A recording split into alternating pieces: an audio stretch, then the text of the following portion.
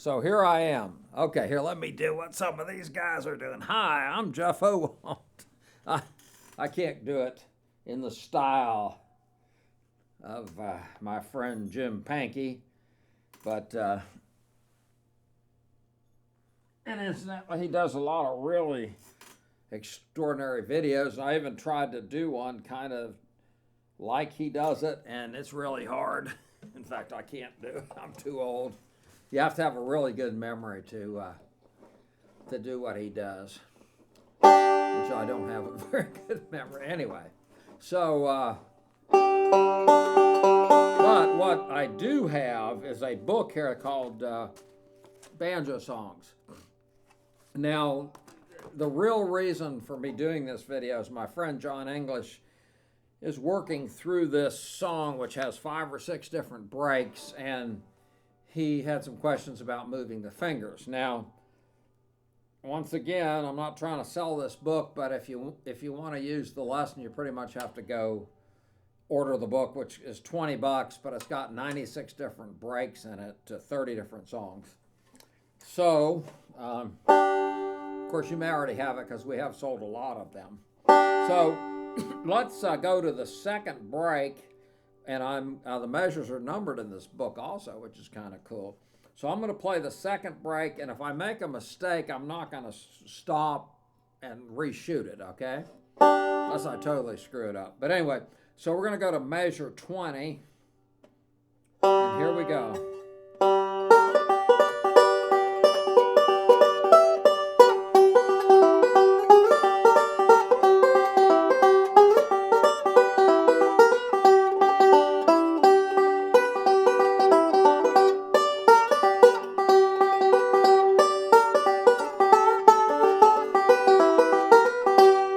That's the whole break, and I did actually make one mistake on measure 31, but I don't think it's going to create a problem with you learning the break. So let's start with measure 20, and we'll start with the second note, and it's a slide. Now, I'm actually going to change the fingering, and I'm going to do a bar, where I'm barring the first and second strings using the index finger at the 10th fret. So we're going to do a roll, and starting with slide, so it sounds like this. Okay, and I'll explain why I'm doing things. So let's start that again, and we're going to play measures 20, 21, and 22. So here we go. 3, 4, and we're going to start on the second note in measure 20. 3, 4.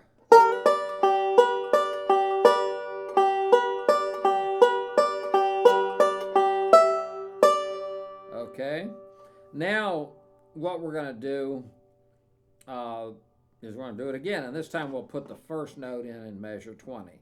3, 4.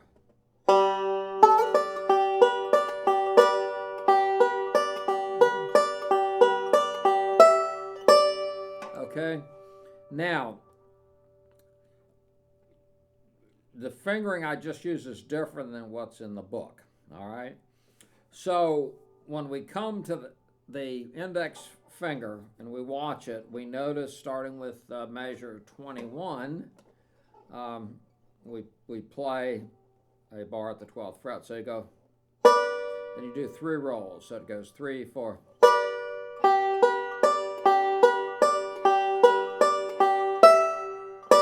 Okay, and that's pretty clear. There's 2 quarter notes there which let you accent it. Now, what we do is we lift the the index finger, and we're going to do it a backwards slide. See.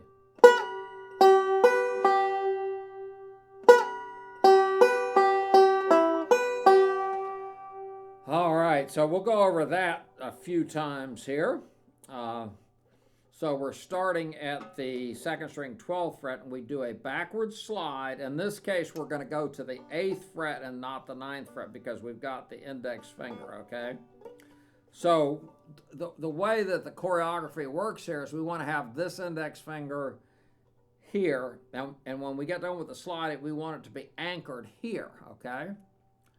Because we want to be able to by anchoring the index here, use the ring finger here. Okay, now this will eventually be this position, pretty standard Scruggs position where you can come over and note the second string 11th fret, okay? So I'm going to explain in detail why we do what we do, okay? So the backwards, so we play two notes, okay? Notice where the index finger is. We can lift it up and we go, okay, and then after we slide down there, we just put the ring finger on the first string, I believe it's 9th fret. So, and the reason I'm going in so much detail is if you do this perfectly, you get a really clear sound. So here we go, starting in measure 23. So we go, then we start a roll, the second string. Okay, so do you see how that worked out? So we're sliding down here, and we then go to this position, and that leaves our middle finger free to come down and note the third string 9th fret. So I'm going to do that one more time. So we do a backward slide.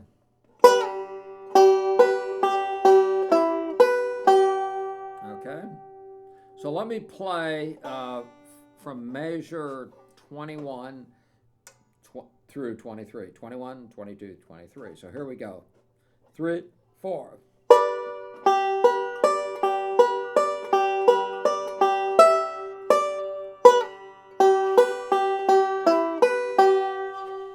Okay, and in a little while I'll explain the effect of those quarter notes. All right, now when we get to the first note in measure 24, which is right here, okay, and let's look and see where we are. So I'll play once again 21 through 24. So let's see.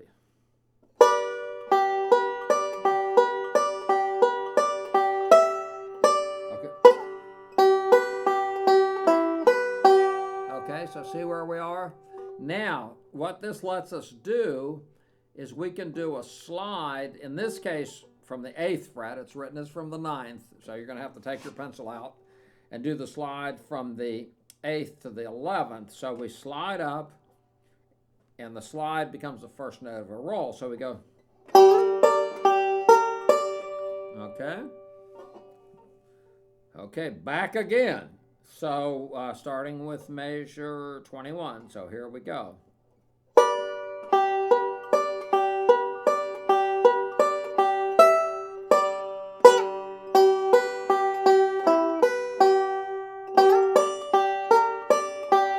Okay, faster, 3, 4.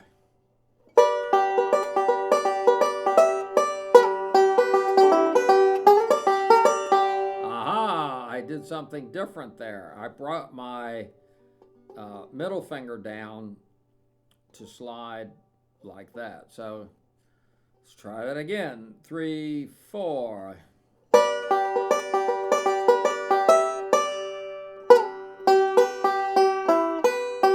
And then we go. And then in 25, we do a backwards slide. And we go actually from 11, so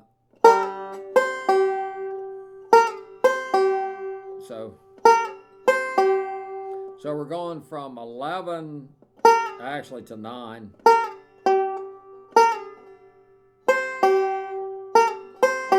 Okay, let's get that motion down. So the first few notes in measure 25 go.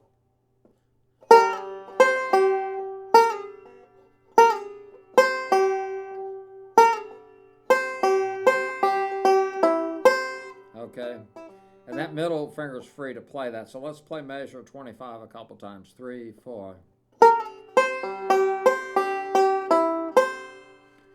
And then it goes right into measure 26. All right. Now, keep track of where all this stuff is by writing the time codes, because you're going to go back to certain things to review them. So if you start on measure 21, what you notice is there's a quarter note, okay? And then you play a couple rolls. So, and then you have 2 quarter notes. Okay, then you have a backward slide. Okay, so it's...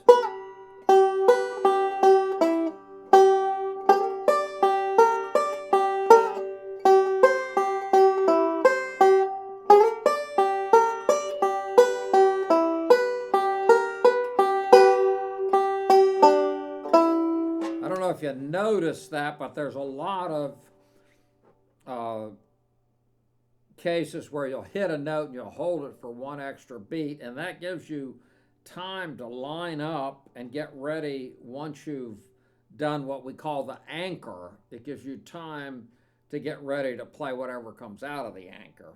So, for example, in measure 21, if this is the anchor, okay,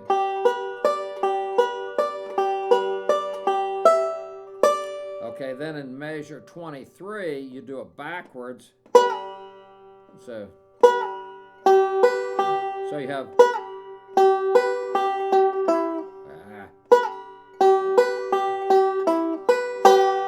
Okay, measure 25 has an anchor.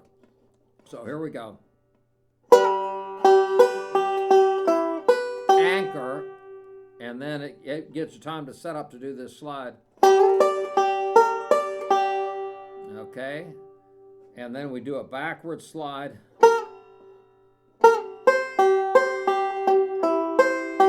Anchor.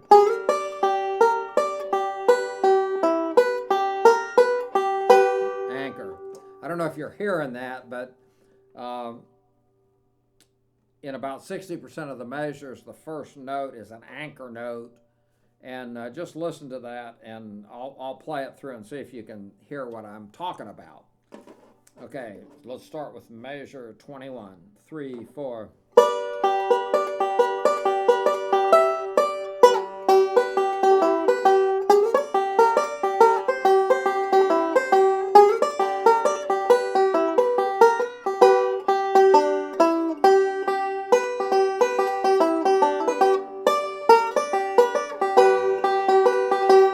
Let's see. And measure 31's a little fancy. We go, see. And you wouldn't have to do that second slide, but we're going.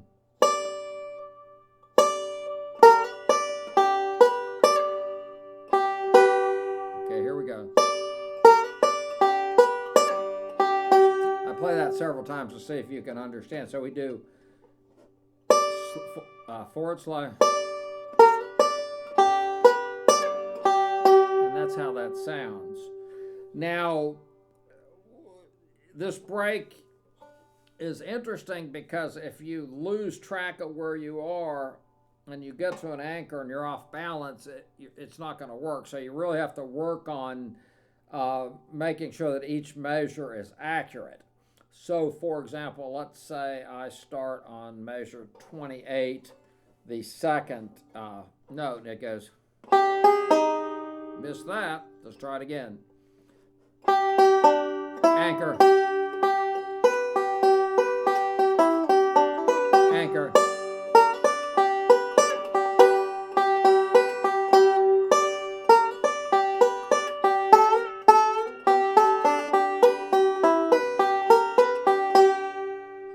Okay, so I hope that makes sense. You just have to slow everything down.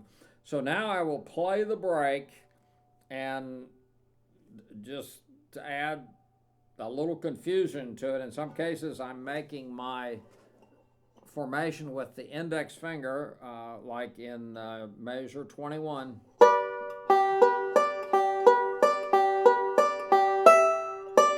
See, in this case, it says to slide backwards with using the middle, but I'm going to use the index. So it's... So if I were practicing that lick on 23, it's... Okay, you do a very clear slide. And then you start the roll, which is the second string 8th fret, exactly on time. So it's...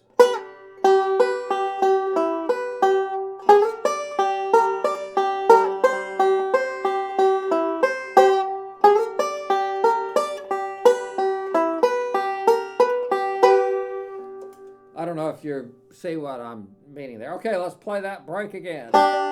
3, 4.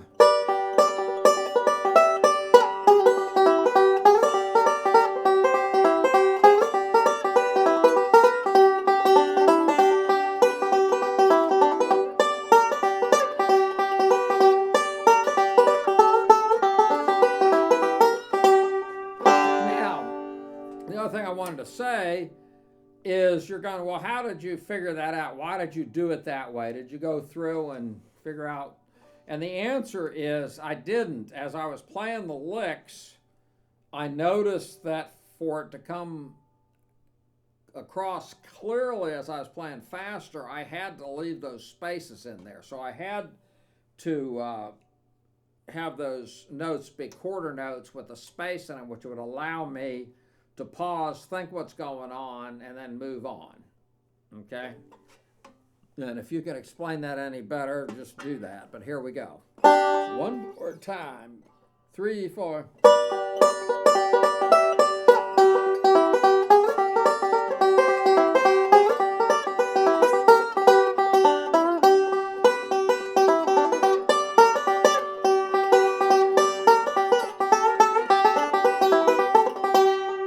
Okay, and that's basically it. So we'll go from there. Okay, I'll go turn it off.